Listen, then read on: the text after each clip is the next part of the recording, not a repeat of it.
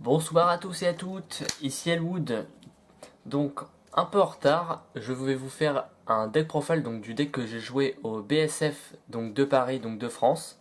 Donc mon équipe, la Team Tub Life, on a fini troisième. Donc pour ma part, moi j'ai joué un deck moins méta, moins représenté. Donc c'était un deck Nova. Donc une version Blow Razor, donc évidemment avec 4 Butler, 4 Butler hashtag Dieu. Donc bah je commence tout de suite, hein.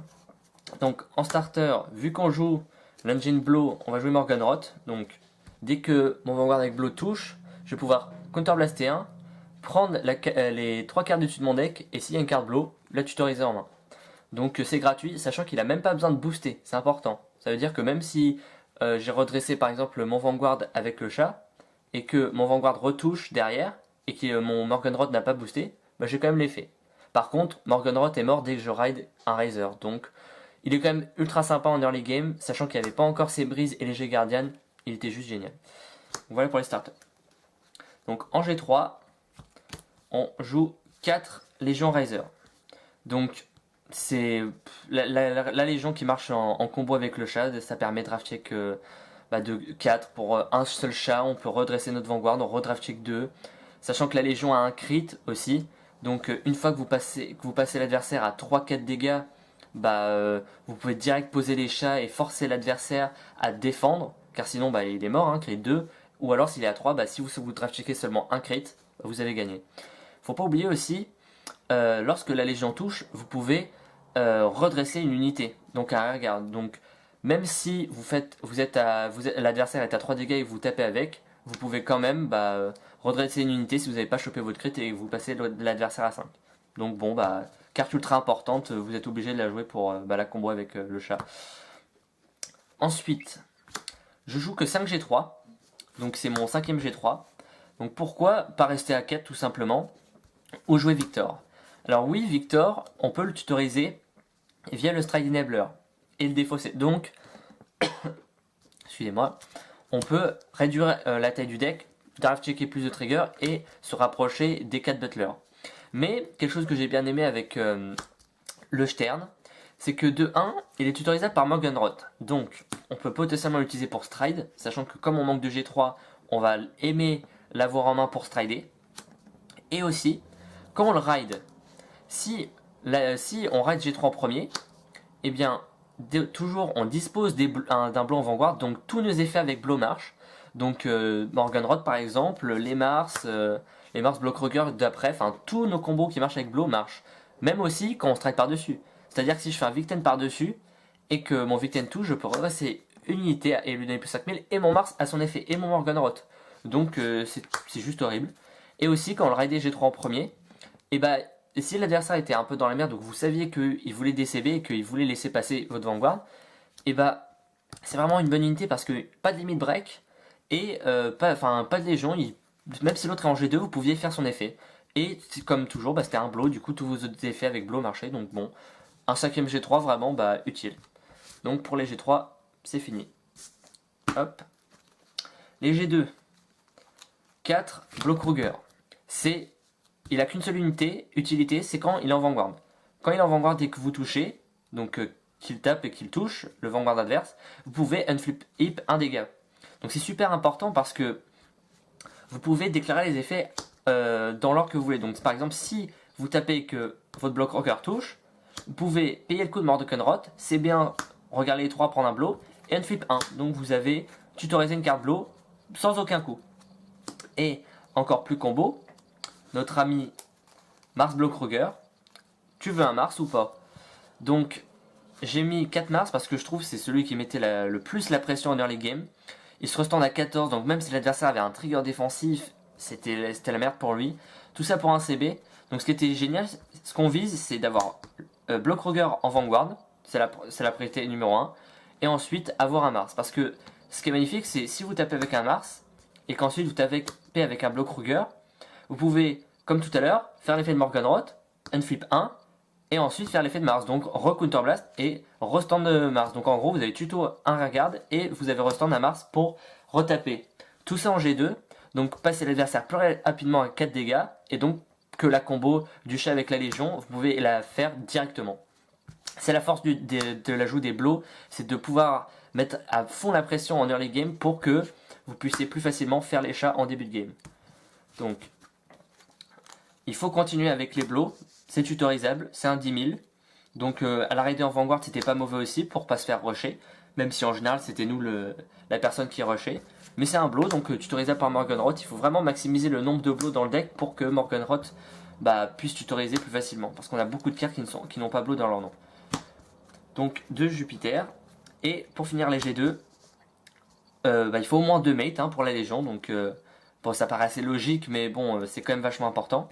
Donc en tout, on a 12 G2. Comme on a un deck qui agresse, et avoir plein de G2, c'est bien pour agresser, pour contre-rusher, 12 G2. Il faut bien profiter qu'on ne joue que 5 G3. Donc voilà pour les G2. Donc ça nous fait 12 G2. 12 G2, 5 G3. Alors ensuite les gradins, c'est très simple. Catch out, donc son effet c'est je le reste, je défausse 1, je pioche 1. Donc il est vachement important parce que il peut, déjà si vous le raidez en First Vanguard et vous commencez, vous pouvez faire son effet gratuitement. Ça vous pénalise en rien. Si vous manque votre G3, vous pouvez faire l'effet et pour avoir plus rapidement votre G3. Pareil, ça accélère pour avoir le chat. Et ça vous permet aussi de défausser des draws un peu inutiles pour les remplacer par des meilleures cartes. Donc ouais, vraiment un G1 à 7000 vraiment sympa. Ensuite, 4 Strider parce que Nova niveau Stride c'est vraiment fumé. De toute façon c'est ça, c'est si vous pensez que vous êtes bien et que l'adversaire est à 3 dégâts ou 2, au lieu d'envoyer la Légion et le chat, bon vous arrêtez la Légion quand même, vous faites des Victoplasma jusqu'à ce qu'il passe à 4. Et puis une fois qu'il a 4, vous envoyez la Légion avec les chats. Mais jusqu'à ça, vous faites des Victoplasma. C'est aussi simple que ça. Donc 4 Strider. Et normal, 4 perfect. Ça nous fait que 12 G1, donc c'est vraiment limite. Mais si on veut caser ensuite les 16 triggers et les 4 chats, on joue que 12 G1. Et donc, évidemment, la star du deck, 4-4 Butler. Donc, ce qui est aussi infâme avec les blows, c'est que dans la version non blow, le chat on gardait vraiment que pour la Légion. C'était très rare de l'utiliser pour vraiment restand un G2. Alors qu'ici, si par exemple vous avez un setup Morgenrot, un Blowkruger et un Mars, comme ça, vous pouvez taper avec le Mars, boosté par le chat, taper avec le Blowkruger, et s'il défend, parce que justement il ne veut pas vous tutoriser que vous ayez Mars, vous pouvez utiliser le chat. C'est vraiment, parfois, ça vaut vraiment la peine, parce que du coup vous redressez votre Blowkruger, c'est pas dit qu'il puisse encore se défendre en début de game, et vous redraft checker, donc dans tous les cas c'est pas du moins pour vous, vous redraft checker un, et du coup vous avez l'occasion de retenter votre chance et de repouvoir faire potentiellement les deux effets. Donc dans tous les cas c'est vide la main adverse, et ça vous octroie plus de dégâts chez l'adversaire, donc plus de dégâts, plus près de la victoire, et aussi plus près d'une combo Légion chat, donc pour draft checker plein et tuer l'adversaire. Donc c'est vraiment une carte maîtresse du deck, il n'y a pas grand chose à dire.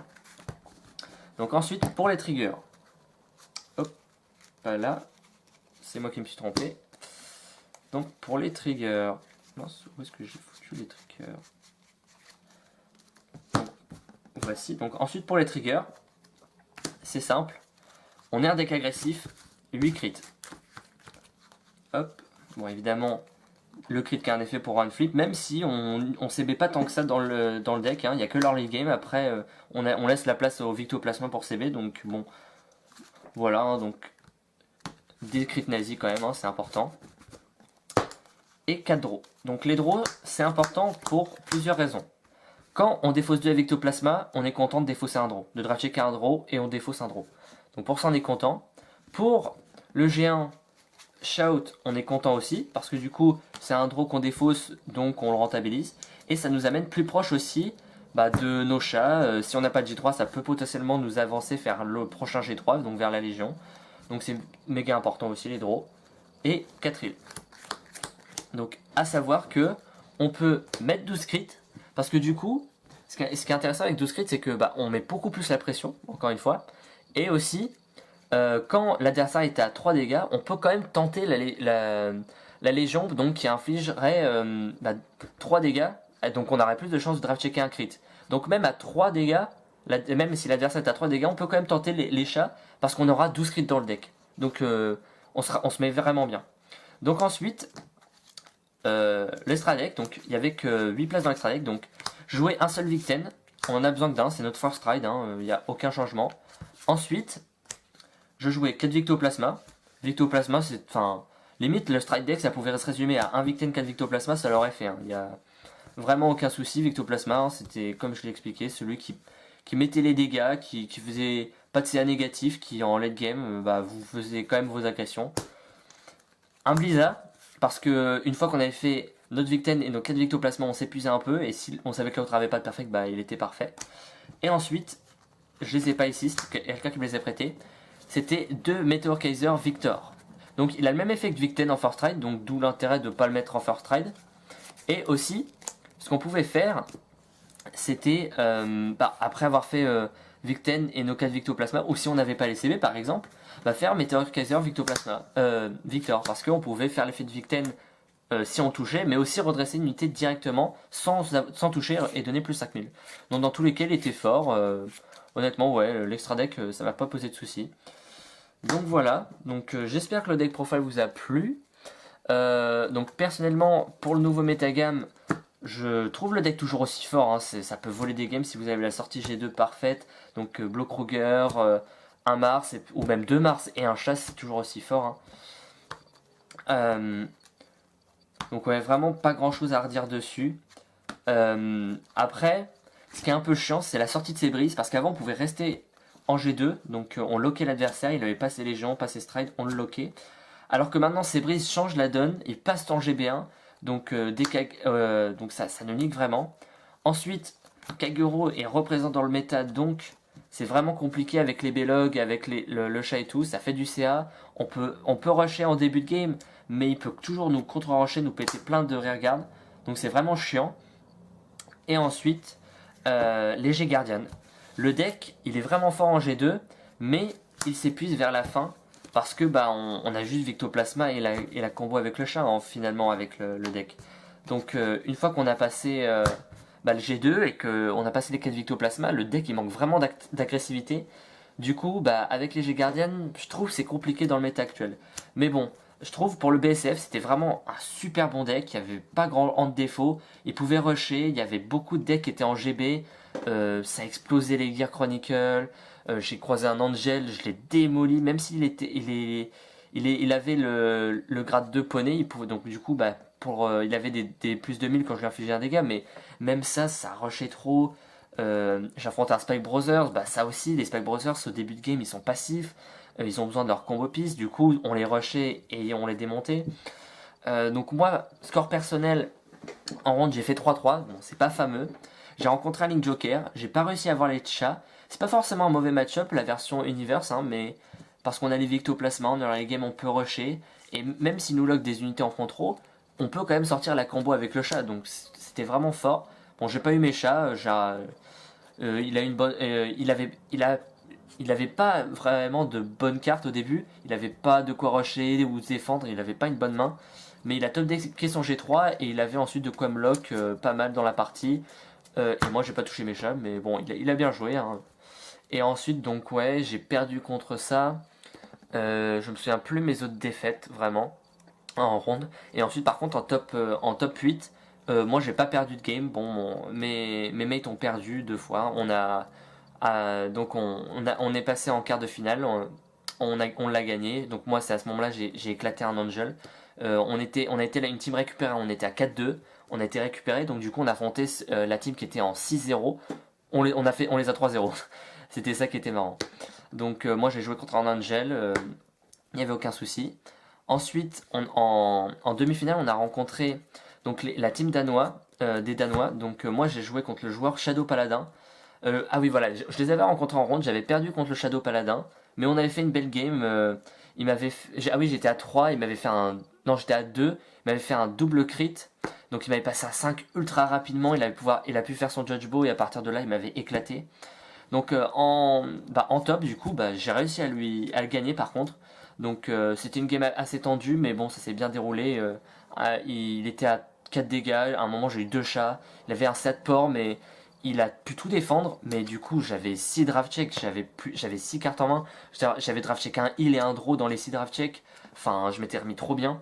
Et après, bah, j'avais pioché un chat aussi dans les draft checks. Donc du coup, bah, au prochain tour, je lui avais refait un chat. Enfin, à partir de là, j'avais gagné la game, je trouve. Et ensuite, par contre, bah, mes mates ont perdu. Donc Max a perdu contre un Sanctuary Guard. C'était un meilleur match de Sanctuary Guard. Et mon teammate Lenny, donc le joueur Grand Blue, il a perdu contre un Gold Paladin version Bluish. Bah, il a réussi à avoir un crit pour la game, mais et aussi une sortie G2 affreuse. Il avait Agloval et les Bruno directement, donc bon c'est pas grave. Hein. Et donc ensuite, bah, la petite finale contre la Team Rocket. J'ai affronté le joueur Mega Colony, donc c'était un super beau match. On joue souvent ensemble dans les tournois, super joueur, agréable et tout. Et il a réussi au bout d'un moment à me lock bah, avec ses méga colonies. Hein. En plus, je joue que 5G3, c'est un match-up effroyable. Et par chance, bah, il y a un tour où j'ai pas tapé avec mon Vanguard, il m'a mis à 5. Et par contre, bah, j'ai réussi à piocher mon G3. Et ensuite, bah, j'avais 2 chats en main. Donc, du coup, à partir de là, j'ai pu. Même s'il a pu défendre, bah, du coup, j'ai redraft checké plein. Et j'avais bah, de quoi rider G3 s'il me refaisait une lock. Donc, bah, à partir de là, j'ai gagné. Et du coup, bah, on est arrivé troisième. Lenny a perdu, donc le joueur Grand Blue a perdu. Mais à ce moment-là, Max a gagné. Et du coup, bah, on a gagné, on a réussi à être troisième. Donc, bah, on ira au C2. Donc bon, j'espère que le report vous a plu, hein, que bah, c'est un deck que vous pourrez faire. En plus, il coûte pas si cher que ça au final. Vous avez juste besoin des Victoplasma, les Légions et les 4 Butlers. Hein, c'est pas si cher que ça. Donc voilà, c'est important hein, de quand même montrer les decks qu'on a joué avec les explications parce que vous pouvez voir la liste, hein, donc c'est en ligne là. Mais avec l'explication, je trouve ça quand même mieux. Comme ça, vous saurez quoi faire quand vous jouez contre et comment bah, se joue le deck, pourquoi jouer tel ratio, etc. Donc bon, hein, maintenant vous pourrez rajouter les G-Guardian. Vous avez la place pour d'autres strides, donc bon. Amusez-vous bien, ces brises c'est important aussi à mettre dans ce deck là, même si bon, on aime rester G2. Du coup, bah, c'était Elwood. Hein. On mettra plus tard dans la chaîne donc, la decklist de Bud, donc, qui a joué Grand Blue. Donc bon, bah, à plus!